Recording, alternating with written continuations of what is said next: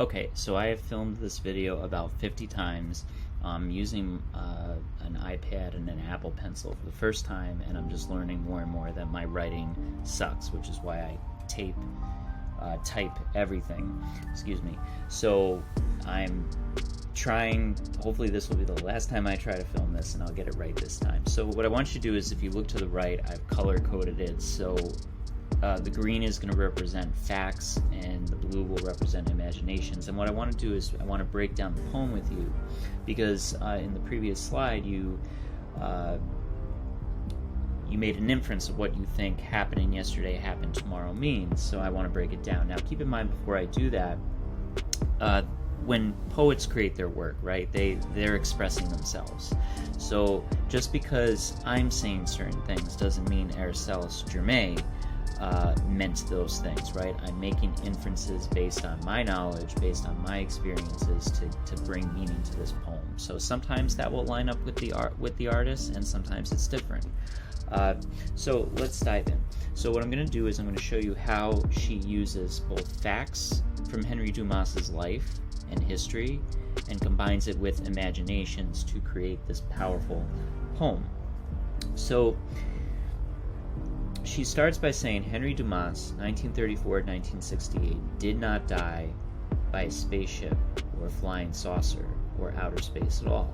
Now, this is a weird one. I'm going to put this under the category of imagination, but then understand that she is also basing that on facts. Meaning, if you remember when you read about Henry Dumas's life a few slides ago, you learned that he wrote science fiction. He wrote stories about things like outer space and things like that. So she's taking that fact of him as a science fiction writer and combining it with this imagination of him not dying by the things that he wrote about. Then she goes on, but was shot down at 33 by a New York City transit policeman, will be shot down May 23rd, coming home in 6 days by a New York City transit policeman. Now, there we have something weird going on. One of the things that you might have noticed is that this poem was very awkward to say, mainly because she's breaking a lot of rules that your ELA teachers instill in you. In fact, this might give ELA teachers a heart attack, because what is she playing with? She's playing with tenses. So, but was shot down. That's past tense, by a New York City transit policeman. Will be shot down. That's future, right? Coming home in just 6 days by a New York City transit policeman. In a subway station, singing and thinking of a poem. What he's about to eat will be is right now. So once again here, she's playing with imagination, right? But again, she's playing with imagination while relying on facts. Remember, he was a poet, so she's imagining that when he's on this subway platform at night, he's thinking of a poem, what he's about to eat. She doesn't know for sure. That's why it's imagination. But again, she's basing her imagination on fact. But then here again, she plays around with tenses. Notice she says, will be, will be, was right now, shot down. So, let me, there we go. So, will be, future, was, past, is right now, present tense, shot down. And then she plays with the tenses again.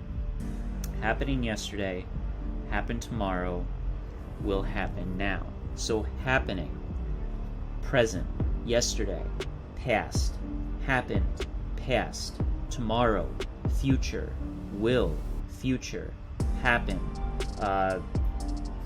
happen now, present.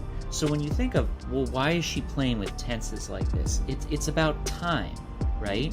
And because she's using past, present, and future, it creates this imagery that even though he was standing there alive on the platform, he was already dead. and he will be dead again. Because at this point you have to ask yourself, is she just talking about him, this black man Henry Dumas, or by playing with time is she expanding it now beyond him to other black people, right? That black people have been killed in the past, they're killed in the present, and they will be killed in the future, right? So here she's playing with, alright, I'm going to try to write. Here she's playing with time. Okay, that's not so bad. Thought it would be worse. But then notice what she does. Here she uses facts, but then again, notice how she plays with them. I think I'm getting better at this. Under the ground and above the ground at Lenox and 125th in Harlem. Nope. Sorry about that. I should be doing green because we're playing with facts. Under the ground and above the ground at Lenox and 125th, Harlem, Tennessee, Memphis, New York, Watts, Queens, 1157 Wheeler Ave, San Quentin. So what is she playing with here? Well, she's using facts, but here she is playing with place or location, because all of these places are in different parts of the United States. So think of what she did here. Above, she plays with time using tenses and words to imply that the killing of black people has happened throughout American history. And then by playing with these different places all over the country, she's basically saying that, and they're being killed all over the country. Then she switches to imagination, right? She creates this imagery of sky swings down a giant rope, and the sky says, climb me into heaven or follow me home. And then she switches back to facts. And Henry, referring to Henry Dumas. And Amadou Diallo, who you read about. Malcolm, referring to Malcolm X. Martin Luther King Jr., right? So what is she playing with here? Again, she's using facts, but now she's playing with names of different black men. And by mentioning different black men, what again is she creating this imagery of? She's creating this imagery of multiple black men killed over time and all over the United States.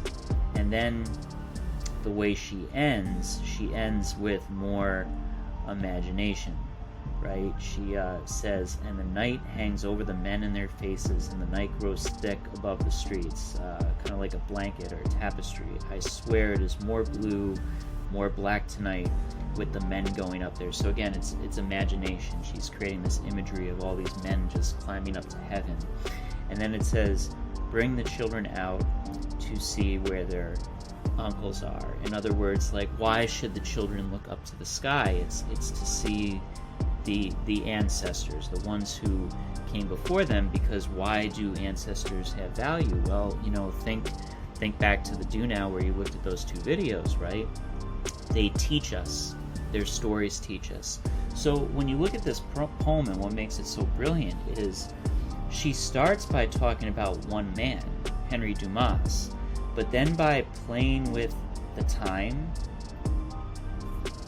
playing with place or space, so to speak, and then by playing with names, she creates this imagery of black people being killed all over the United States in the present, or in the past, in the present, and in the future, as long as systemic racism still exists. So I hope that broke down the poem for you and helped you understand it, but I also hope it demonstrates how you can use, and how poets and even musicians use, facts combined with imaginations to really create something beautiful, as tragic as it is.